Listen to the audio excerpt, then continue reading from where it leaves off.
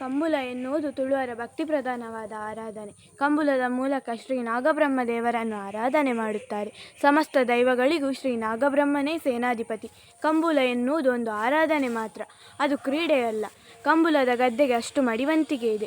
ಕಂಬುಲದ ಗದ್ದೆಗೆ ಅಮ್ಮೈ ಸೂತಕ್ಕಿದ್ದವರಂತೂ ಇಳಿಯಲೇಬಾರದು, ಅದನ್ನು ಅಷ್ಟು ಮಡಿವಂತಿಕೆಯಿಂದ ನೋಡಿಕೊಳ್ಳುತ್ತಾರೆ.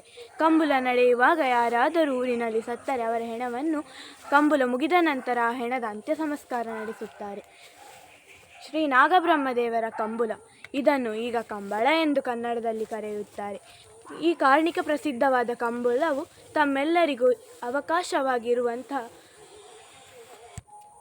ಡಿಸೆಂಬರ್ ತಿಂಗಳಲ್ಲಿ ನಮ್ಮನ್ನು ಕೈಬೀಸಿ ಕರೆಯುತ್ತಿದೆ.